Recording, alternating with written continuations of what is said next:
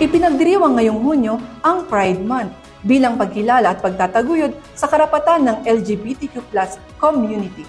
Pero paano nga ba ito nagsimula? Alamin sa report ni PIASU intern Jelton Miliano. Pagbati ng maligayang Pride Month, Cordillera Region. Tuwing buwan ng Hunyo, ipinagdiriwang natin sa iba't ibang panig ng mundo, kabilang ang Pilipinas, ang Pride Month. Isa itong panahon ng pagkilala, paggalang, at pagdiriwang ng mga miyembro ng LGBT community at sa kanilang mga naging ambag sa lipunan. Ngunit, saan nga ba nagsimula ang pagdiriwang ng Pride Month?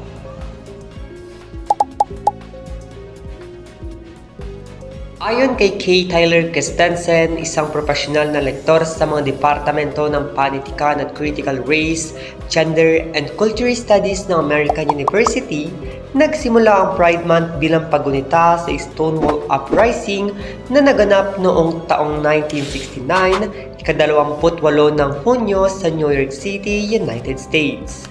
Sa panahong ito, sinalakay ng mga pulis ang Stonewall Inn, isang kilalang lugar na pinupuntahan ng mga miyembro ng LGBT community. Ngunit sa halip na manahimik, nagkaisa ang mga ito upang tutulan ang diskriminasyon at pang-aabuso. Ang pangyayaring ito ay naging simula ng modernong kilusan para sa karapatan at pagkakapantay-pantay ng LGBT community sa buong mundo. Sa Pilipinas, isang mahalagang yugto sa kasaysayan ang naganap noong taong 1994, ika-26 ng Hunyo, nang idaos ang kauna-unahang LGBT Pride March hindi lang sa Pilipinas, pati na rin sa buong Asya.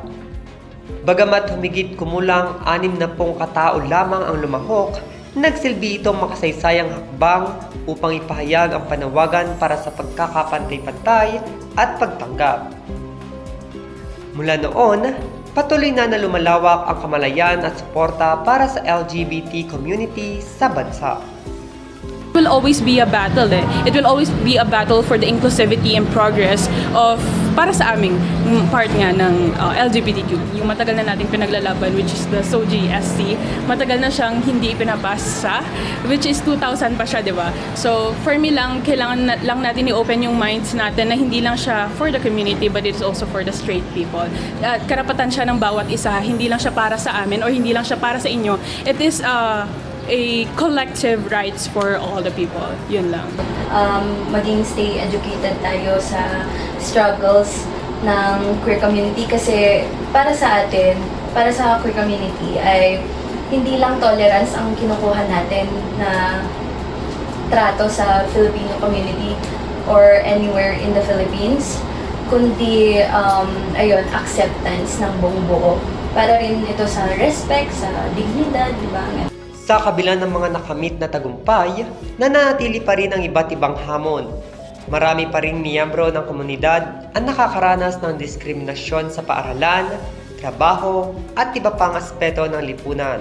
It is important for us na i-celebrate siya syempre para ipagdiwang hindi lang yung identity, yung pagiging resilient, no, and of course every person matters for us, no. Every celebration should be celebrated and para na rin parang ipakita na rin sa mundo na we exist.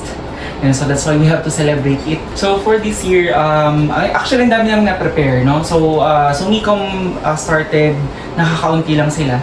And then yan, since marami na tayong members, marami na tayong estudyante na lumalabas sa closet nila. So us, from the Guidance Services and Wellness Center, and as part of the LGBTQIA community, we focus more on taking care of their mental health.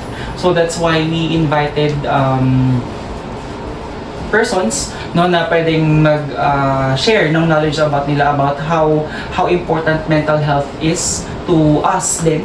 Ang Pride Month ay higit pa sa mga parada at pagdiriwang. Ito ay paalala ng tapang, pakikibaka at tagumpay ng mga taong patuloy na nagsusulong ng pagkakapantay-pantay. Habang ipinagdiriwang natin ang Pride Month, naway magsilbi itong inspirasyon. Ang selebrasyong ito ay protesta upang ipaglaban ng pagkakapantay-pantay, pag-unawa at pagtanggap sa bawat isa. Kaya kasama nyo ang PIA sa pakikibaka. Ako si PIA-ISU intern Jalton Miliano para sa PIA News, Cordillera.